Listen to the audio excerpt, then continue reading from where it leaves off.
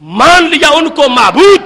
اب رب ذوالجلال نے فرمایا یہ ان کے ماننے سے ان کے سٹیٹس میں کوئی کمی نہیں آئی, وہ تو اللہ کے بندے بنے رہے اور بندے ہونے کا قول کیا.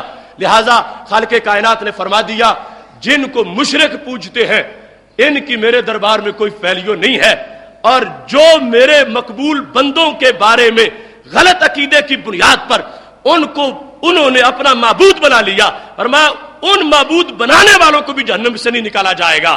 لیکن جو مقبول بندے جن کو میں نے شان دی ہے, فرمایا انہیں میں یہ شان دوں گا کہ وہ قیامت کے دن بھی شفاعت کے مالک قرار پائیں گے. اب اس مقام پر اگر اس کیے ہوئے ترجمے پر کسی کو اعتراض ہے تو میں چند تراجم آپ کے سامنے پیش کر دیتا ہوں, جس سے یہ پتا چلے گا یہ قرآن دوسرے مقام پہ کہہ رہا ہے کہ رب کے دربار کا میں شفاعت کا کوئی مالک نہیں ہے, اس سے مراد بت ہے, اس سے مراد اللہ والے نہیں ہیں. اور جو مالک بنا رہا ہے تو یہ اللہ والوں کو بنا رہا ہے, اور اگر دونوں پارٹیاں ایک ہی ہیں اللہ والے اور بت, تو پھر کیا مطلب بنے گا؟ پھر قرآن آپس میں ٹکرا جائے گا, قرآن میں تعارض آ جائے گا. رب ذوالجلال فرماتا ہے میں نے اپنے کسی منکر کو سفارش کا مالک نہیں بنایا, میں نے اپنوں کو سفارش کا مالک بنا دیا ہے. آگے یہ طے شدہ بات ہے کہ وہ کسی کافر کی سفارش نہیں کریں گے, کسی مشرک کی سفارش نہیں کریں گے. سفارش کریں گے تو مومن کی کریں گے جو گناہگار تھا جہنم میں چلا گیا. لیکن سفارش کا مالک رب نے بنا دیا ہے اپنوں کو جن کو ماننے والے معبود نہیں مانتے, اللہ کا بندہ مانتے ہیں, لیکن یہ شان ان کی جدا ہے اور لوگ مالک نہیں ہیں. اللہ نے ان کو اپنے دربار میں سفارش کا مالک بنا دیا ہے. اس آیت کا ترجمہ فتح محمد جلندری نے جو کیا, وَلَا يَمْلِكُ الَّذِينَ يَدْعُونَ مِن دُونِهِ الشَّفَاعَةَ إِلَّا مَنْ شَهِدَ بِالْحَقِّ وَهُمْ يَعْلَمُونَ. اور جن کو یہ لوگ خدا کے سوا پکارتے ہیں وہ سفارش کا اختیار نہیں رکھتے, ہاں جو علم و یقین کے ساتھ حق کی گواہی دیں وہ سفارش کر سکتے ہیں, وہ سفارش کر سکتے ہیں, یہ ہے اختیار. وہ سفارش کون کر سکتے ہیں؟ جو علم و یقین کے ساتھ حق کی گواہی دیں وہ سفارش کر سکتے ہیں, وہ سفارش کر یہ ہیں جن کو اختیار ہی دیا. کر سکنا اختیار ہوتا ہے, وہ سفارش کر سکتے ہیں. تو قرآن کی اس آیت میں ان لوگوں کو ماننا پڑا کہ جنہیں رب نے اپنا بنایا, جن کو حق بات کا پتہ ہے, وہ اللہ کے دربار میں سفارش کر سکتے ہیں. اور جن کو معبودان باطلا وہ بتوں کے پجاریوں نے اپنا سفارشی بنا رکھا ہے, رب ذوالجلال فرماتا ہے جو من دون اللہ کی پارٹی ہے وہ تو قطمیر کے بھی مالک نہیں, کھجور کی چھلکے کے بھی مالک نہیں ہے, اور جو میرے ہیں میں نے انہیں شفاعت کا بھی مالک بنا دیا ہے. اس ترجمے میں اگرچہ اس نے جہاں پوجنے کا لفظ تھا وہاں گڑبڑ کی اور پکارنے کا لفظ استعمال کیا, لیکن یہ کہنا پڑا کہ ہاں جو علم و یقین کے ساتھ حق کی گواہی دیں وہ سفارش کر سکتے ہیں. یہ ہے قرآن جو بتا رہا ہے کہ اگر اللہ کے دربار میں بت اور اللہ کے ولی دونوں ہی ایک جیسے ہوتے تو پھر جیسے بت نہیں کر سکتے ایسے ولی بھی نہ کر سکتے.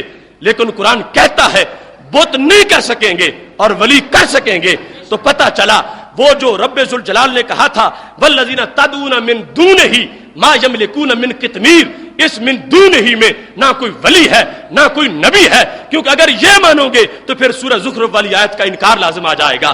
وہ بتا رہی ہے اللہ کے دربار میں ولی بھی مالک ہے سفارش کا اور نبی بھی مالک ہے سفارش کا.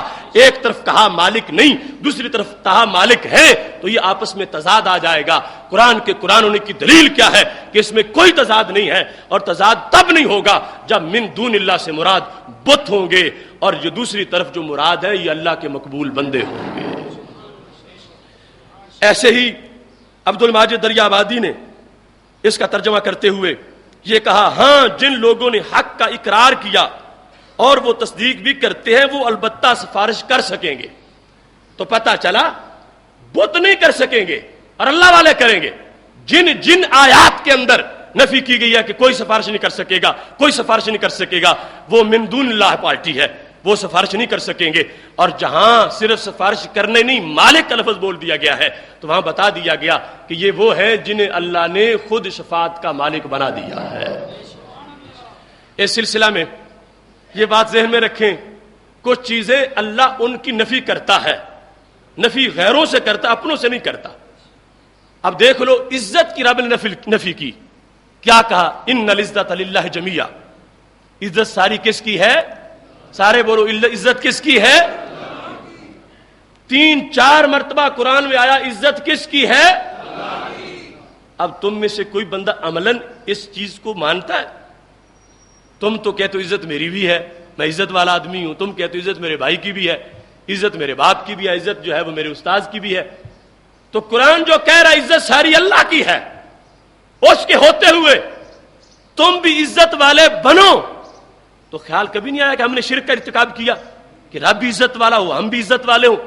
اللہ کہتا ہے عزت بے شک ساری اللہ کی ہے، 1% بھی کسی اور کی نہیں، 1% کا کروڑواں حصہ بھی کسی اور کی نہیں۔ تو پھر تم عزت والے کیسے بنے ہوئے ہو؟ عزت ساری اللہ کی ہے، اور اس کے باوجود تم بھی عزت والے ہو، اور ایمان میں کوئی فرق نہیں آیا۔ کیوں؟ عزت ساری اللہ کی ہے، اس کا یہ مطلب نہیں کہ وہ کسی کو دیتا نہیں۔ ساری اللہ کی کا مطلب یہ ہے کہ جسے دیتا ہے وہی دیتا ہے، جسے دیتا ہے وہی دیتا ہے۔ ایبتغون عندہم العزت، جب منافق بیٹھے جا کے ابو جہل کے ڈیرے پہ، اللہ نے فرمایا وہاں عزتیں لینے جاتے ہیں، عزتیں تو میرے پاس ہیں۔ تو یہ کہہ کہ انہیں کہاں بلایا؟ اور وہ عزت ابو جہل کے ڈیرے سے نہیں، عزت محمد عربی کے ڈیرے سے ملے گی۔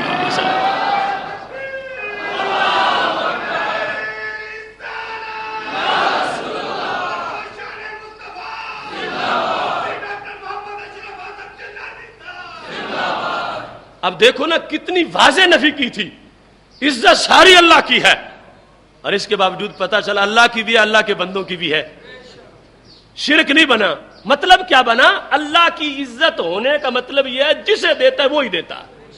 یہ مطلب نہیں کہ جیسے عبادت ہے کہ اللہ کے سوا کسی کی عبادت نہیں تو اللہ کے سوا کسی کی عزت بھی نہیں، حالانکہ حسر تھا۔ پتا چلا رب اوروں کی نفی کرنا چاہتا ہے، اپنوں کا اثبات کرنا چاہتا ہے۔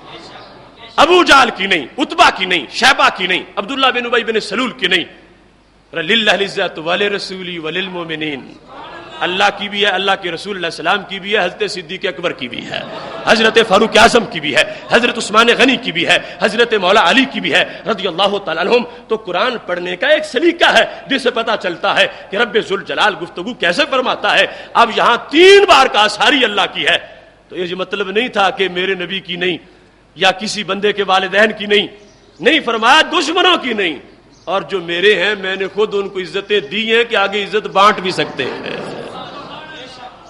ایسے ہی فرمایا قل للہ الشفاعۃ جمیعا، اور ساری شفاعت اللہ کی ہے، ساری شفاعت اللہ کی ہے۔ اب اس سے رب کا مطلب کیا تھا کہ میرے نبی بھی شفاعت نہیں کر سکیں گے کہ اللہ کی شفاعت؟ نہیں، مطلب یہ تھا کہ بت پرستوں کے بتوں کی کوئی شفاعت نہیں، انہیں یہ اختیار نہیں دیا، اور اپنوں کو دیا۔ من ذا الذی یشفع عنده الا باذنہ، شفاعت کریں گے اذن کے ساتھ کریں گے، اذن کے ساتھ کریں گے۔ الا من شاہد بالحق، خود سفارشی ثابت کر دیے۔ بخاری مسلم میں حدیث موجود ہے، عشر کا دن ہوگا، ہمارے نبی علیہ السلام سجدے میں سر رکھیں گے، اللہ فرمائے گا یا محمد ارفع راسک، سر اٹھاؤ، قل تسمع، بولو سنا جائے گا، سل توتا، مانگو دیا جائے گا۔ تو نبی علیہ السلام سر اٹھائیں گے، ایک چلو بھریں گے، کروڑوں کو جہنم سے نکال کے جنت عطا فرما دیں گے۔ آیت سچی ہے کہ شفاعت ساری اللہ کی ہے، مگر اس کا یہ مطلب نہیں کہ اللہ والے نہیں کر سکیں گے۔ ساری اللہ کی ہے کا مطلب یہ تھا کہ اللہ کے دشمن جو بت ہیں ان کے پاس یہ اختیار نہیں، یہ اللہ کے پاس ہے، آگے جسے چاہے عطا فرما دیتا ہے۔ یہاں تک فرمایا ایھا السکت المراغم، ناتمام بچہ جو پورا بنا بھی نہیں تھا اور حادثہ ہو گیا، اس کو ولادت سے پہلے ہی حمل ضائع ہو گیا، ناتمام تھا، تو میرے نبی علیہ السلام فرماتے ہیں جنت کے دروازے پہ وہ بھی کھڑا ہوگا اور اپنی امی کو اپنے نافے سے باندھ کے جنت میں لے جائے گا۔ شفاعت ساری اللہ کی ہے، مگر اللہ جسے چاہتا ہے اس کو شفاعت کا مالک بنا دیتا ہے۔